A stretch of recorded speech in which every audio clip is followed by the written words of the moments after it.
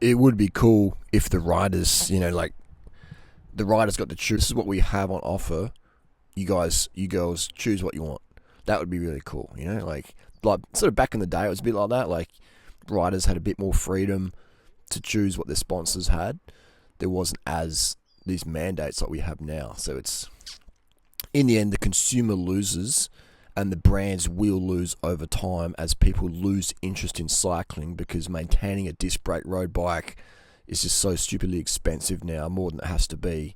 And the extra faff and travel with it, and the disc pinging and rotors warping on your road bike, it's extra drama, extra faffs. Getting a headset service, it's not making the vibe enjoyable. Like when someone hands me a bike and says, "Hey, can you do my headset, do my rim brakes?" I'm like, "Yeah, man. Like, how much?" I said, "I'll do it for free."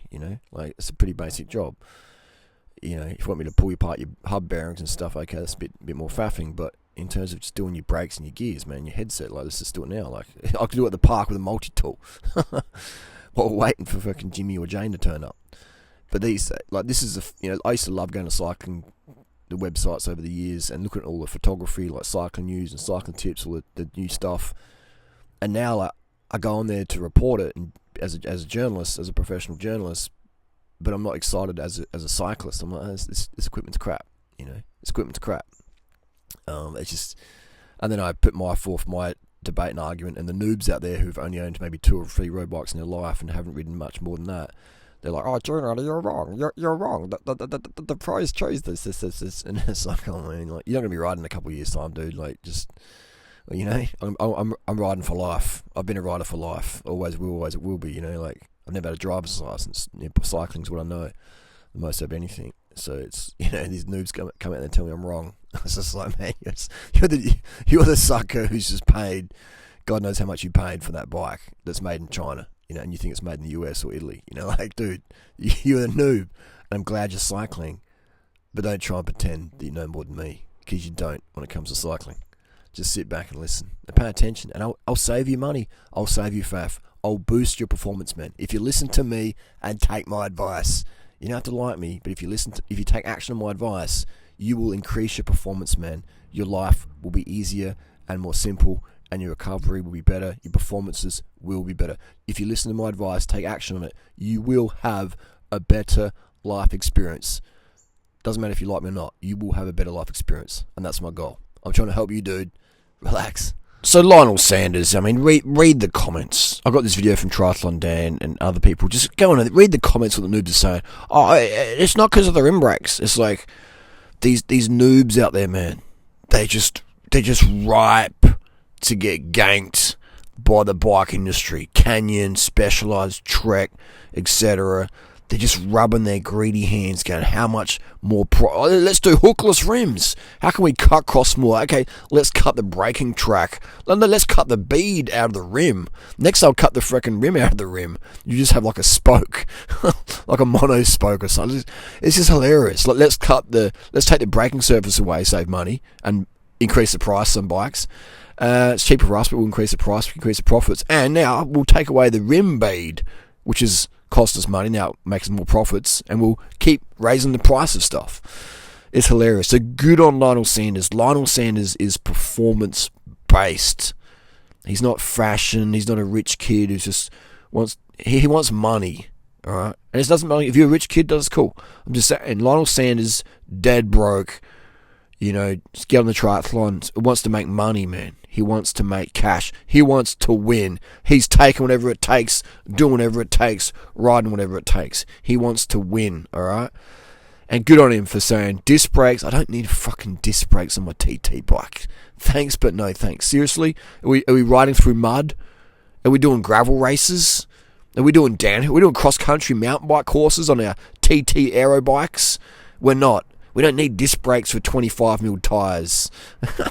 And if you do, you're a noob. And don't try and have it. I mean, you can jump on my podcast and we can debate noobs, by all means, but seriously. You've been riding, like, you haven't ridden how many bikes I've ridden. You haven't worked on how many bikes I've worked on. You haven't talked to the pros behind the scenes after a few drinks or whatever. You don't get the DMs from various people in the industry saying, Durianrider, oh my God, like, you're so right. What am I doing, What's going on?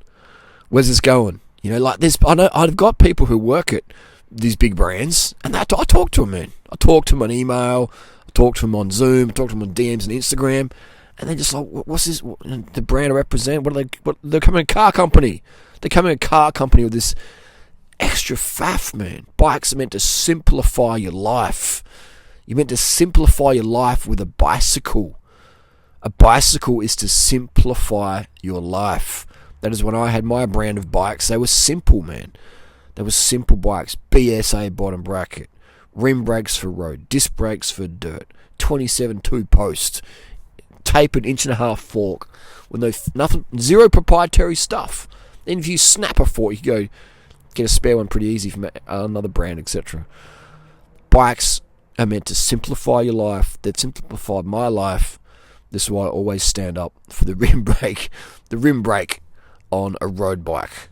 I ride disc brakes, man. I love disc brakes on my mountain bike, my gravel bike. I don't mind if there's a bit of rubbing, a bit of tinging. But on a road bike, man, I want every second matters. On a TT bike, I want every second matters. Lionel Sanders' seat could go down to 3 mil, by the way, about 3 mil. I think, Lionel, drop your seat by 3 mil. Go from there. You'll be even more aero and be able to drop that heel and replicate running turnover even better and pick up your cadence. But yeah, if your seat's too high, like I think Lionel Sanders' seat is, your cadence is going to be a bit too low. And then you're going to lose time on the run leg. Anyway, that's just my quick observation there. But there you go, gang. You know, disc brakes, man, on a TT bike. Are you serious? Like, has everyone in this triathlon world, except for Lionel Sanders, lost the ability to critically think? I mean, even Team Sky now, Team Ineos are using disc brakes. Disc brakes on their road bikes. It's just like, what the I've ridden with over 1,000 World Tour riders since 2003.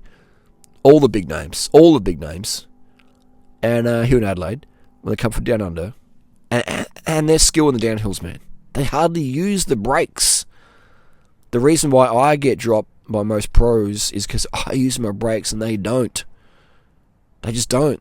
They just fly through the corners. Maybe just brushing their brakes. They certainly don't need disc brakes. Right? And in a triathlon, what's going on? That's why you see so many people running deep section wheels in triathlons and then crashing their bike in the crosswinds, or not being able to be in the TT bars and the aero bike because their front wheel's too deep and they get blown around the course. So I put a shallow, just ride your road bike for Christ's sake with shallow rims. That's the most stable setup. If I was going to do Kona, Ironman or whatever, I'd just use my road bike with shallow wheels and TT bars, and I would rip it to shreds, versus on a TT bike that just sucks to ride, and then you get off the bike and you can't run properly as good as you could. Anyway, that's just my thoughts, comments and criticisms. It's a marketing world out there, people. Think critically. Just because Canyon or Specialized or whoever feeds you an advert, don't believe it to be true. Critically think. Don't just be like, okay, here's my money. Shut up, I'll shut up and take my money. You know what I mean? Like, critically think.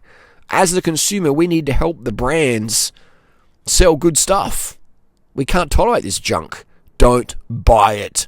Ridicule it. When you see it on Instagram from the big brands, ridicule it. What do we need disc brakes on a road bike for? What do we need disc brakes on a TT bike for? Are you serious? What sort of sucker do you think I am, Specialized? What sort of sucker do you think I am, Canyon? What happened to your good bikes? You used to sell good bikes, and now you're selling this junk. Ridicule them, you know? The consumer has to stand up, and the brands will follow, all right? Don't be a gullible sheep buying any junk, crap bikes with proprietary parts that are rented to landfill in a few years' time. There's junk. A bicycle is meant to simplify your life and be a joy to ride and a joy to service on. If it's not a joy to service and not a joy to own and ride, it's junk. It doesn't belong on the streets. It belongs as furniture. It's furniture, right? Cut your triathlon bike up and make it into furniture. Just don't breathe the carbon dust in. It could give you lung cancer.